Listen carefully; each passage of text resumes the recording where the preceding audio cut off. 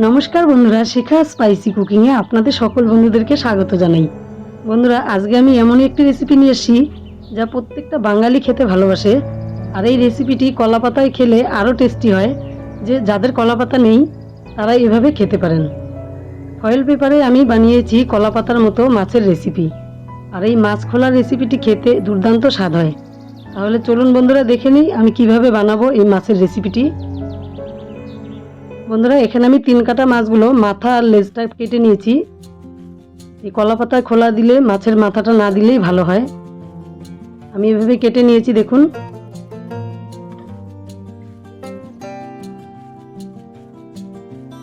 বন্ধুরা, মাছগুলো কেটে ধুয়ে নেওয়া হয়ে গেছে। আর আপনারাও বানালে এভাবে মাছের মাথাটা ফেলে দিবেন। এবার একটা পাত্রে আমি মাছগুলো ঢেলে নিচ্ছি। মাছগুলো কাটার আগে আমি সামান্য হলুদ লবণ মেখে রেখেছিলাম যাতে গন্ধ না হয়, যার ফলে মাছের কালারটা এরকম। বন্ধুরা, এই মাছ খোলার রেসিপিটি প্রচণ্ড ঝাল দিতে হবে। যারা ঝাল খেতে ভালোবাসেন তারা অবশ্যই ঝাল দিবেন, আর যারা ঝাল খেতে ভালোবাসেন না তারা কম ঝালেই বানিয়ে নেবেন। তবে এই মাছের রেসিপিতে ঝাল যতটা দেওয়া যাবে ততটাই টেস্টি হবে। তাই দেখুন, আমি পেঁয়াজ আর লঙ্কাটা সমান সমান নিয়েছি, প্রায় মাছের কাছাকাছি। এতটাই ঝাল দিয়ে আমি এই মাছের রেসিপিটি বানাবো। পেঁয়াজ লঙ্কা দিয়ে দিলাম মাছের সঙ্গে। এবার দিয়ে দিব কিছু মশলা। এখানে দেখুন, পাটাতে পিষে নিয়েছি সর্ষে, কালো সর্ষেটা আমি ব্যবহার করলাম। স্বাদ অনুসারে লবণ, হলুদ, জিরা গুঁড়ো আর কাশ্মীরি রেড চিলি পাউডার দিয়ে দিলাম। এবার দিয়ে দিব সরষের তেল। এবার মাছগুলোকে ম্যারিনেট করে নেব। আর ম্যারিনেট করার সময় একেবারেই শুকনো অবস্থায় ম্যারিনেট করতে হবে। এখানে বেশি ঝোল থাকলে হবে না। হাত দিয়ে ভালো করে ম্যারিনেট করে নিচ্ছি। বন্ধুরা, আপনারা এভাবে বানিয়ে খাবেন, খেতে দুর্দান্ত স্বাদ। আর এই মাছ খোলাটা দিলে এত সুন্দর একটা সেন্ট বের হয় না, দারুণ। এই রেসিপিটা বেশিরভাগ বাঙালিরাই করে, আর অন্য কেউ করে কিনা আমি ঠিক জানি না। তবে বাঙালির ঘরে ঘরে এরকম রেসিপি খেতে ভালোবাসে। বন্ধুরা, মাছগুলো মেখে নেওয়ার পর এবার একটা থালার উপরে আমি একটা তাওয়া বসিয়ে দিলাম, লোহার তাওয়া। তার উপরে দিয়ে দিলাম ফয়েল পেপার। এখানটায় ফয়েল পেপারের জায়গায় আপনারা কলা পাতা পেলে খুবই ভালো। আমার কলা পাতা নেই, যার ফলে আমি ফয়েল পেপারটাই দিয়ে দিলাম। 2খানা পেপার দিয়েছি। এবার আমি দিয়ে দিব দুধ কচুর পাতা। দেখুন, দুধ কচুর পাতাগুলো আমি ধুয়ে পরিষ্কার করে নিয়েছি।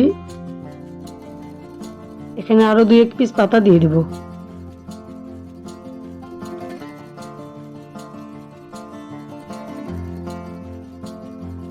বন্ধুরা, এই দুধ কচুর পাতাটা আপনারা ফেলে দিবেন না, এটা রান্না করলে এটা সহকারেই খাওয়া যাবে।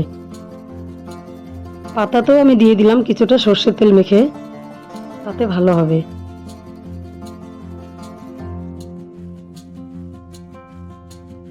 এখানে মনে হচ্ছে আরো একটু পাতা দিলে ভালো হবে। আমি আরো একটা পাতা দিয়ে দিচ্ছি।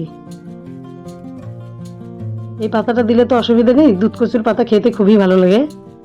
ছোট একটা বড় একটা পাতা দিয়ে দিলাম। হাত দিয়ে আর একটু তেল মেখে দিচ্ছি।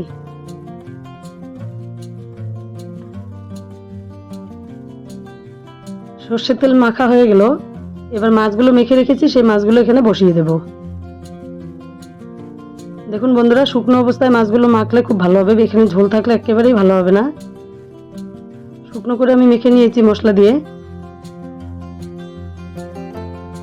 আপনারা ঠিক এই একই প্রসেসে বানাবেন, খেতে দারুণ লাগে। আর আমাদের বাড়িতে তো একটু ঝাল বেশি খায়, যার ফলে আমি ঝালটা বেশি দিয়েছি। আপনারা চাইলে কম দিয়ে দিবেন।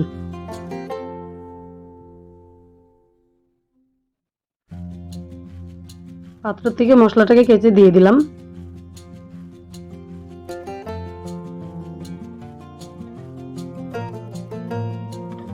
এবার উপর দিয়ে আরেকটা দুধ কচুর পাতা দিয়ে দিব। তার আগে সামান্য পরিমাণ জল দিয়ে দিলাম, একেবারেই কম। এই পাতাটা দিয়ে উপর দিয়ে কভার করে দিলাম। এবার একটা প্যাকেটের মতো তৈরি করে নেব। দেখুন আমি প্যাকেটটা কিভাবে তৈরি করছি। চতুর্দিক দিয়ে একটু মুড়ে দিয়ে ফয়েল পেপারটাও আমি মুড়ে দেব। ঠিক এইভাবেই আমি মুড়ে দিচ্ছি।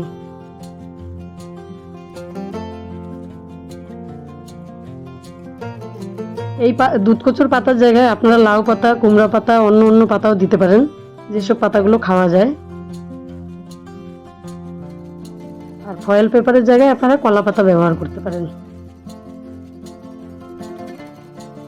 এই রেসিপিটি খুবই একটি পুরানো রেসিপি ঠাকুমা দিদারা বানাতো।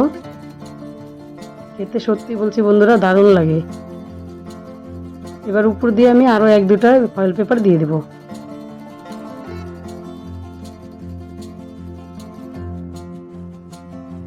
দেখুন কলা পাতার থেকেও বেশি সুন্দর হচ্ছে প্যাকেট করাটা। এটা আর বাঁধতে হবে না সুতো দিয়ে।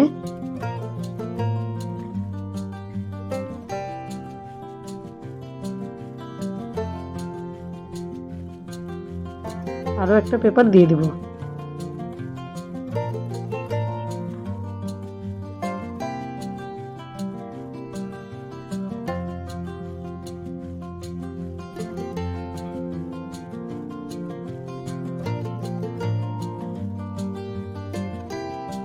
তো বন্ধুরা মাছ খোলার মাছটা খুব সুন্দর করে আমরা মেখে প্যাকেট করে নিলাম।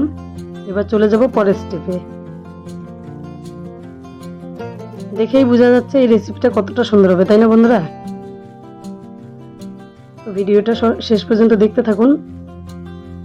এবার আমি গ্যাস জ্বালিয়ে এখানে আমি তাওয়াটা বসিয়ে দিলাম। তাওয়াটা বসিয়ে দিয়ে তার উপরে একটা পাত্র দিয়ে আমি ঢেকে দিলাম। দেখুন পাত্রটা কিরকম নিয়েছি।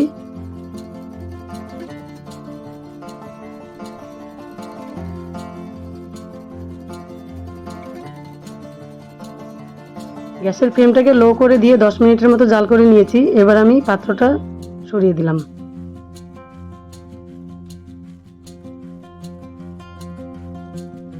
এবার আমি এই প্যাকেটটাকে উল্টে দেব। তো কিভাবে উল্টাচ্ছি দেখে নিন। প্রথমে একটা থালা রাখলাম, এবার এভাবে ধরে উল্টে দিলাম। এবার উল্টো পাশটাকে আবারও জাল করে নেব।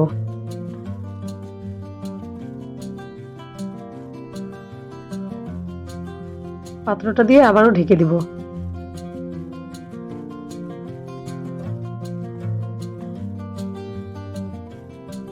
এবার গ্যাসের ফ্লেমটাকে আবারও কমিয়ে দিয়ে খুব সুন্দর করে জাল করে নেব 10 থেকে 15 মিনিটের জন্য।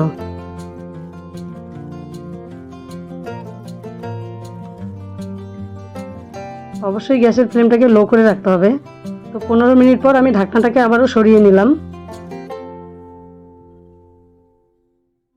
একটা থালাতে মাছের প্যাকেটটাকে নামিয়ে নিলাম।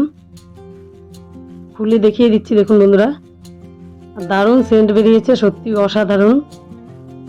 আপনারা বানিয়ে খেলে তবেই বুঝতে পারবেন এটা কত সুন্দর একটি রেসিপি। যারা গুঁড়ো মাছ খেতে ভালোবাসেন তারাই এই রেসিপিটা খেতে ভালোবাসবেন আমি জানি। দেখুন কচু পাতাটাও কত সুন্দর গলে গেছে। বাঙালির খুবই অতি প্রিয় একটি রেসিপি। সেন্টটা যা বেরিয়েছে সত্যি অসাধারণ অসাধারণ। তো বন্ধুরা আমাদের মাছ খোলার রেসিপিটি একেবারেই কমপ্লিট।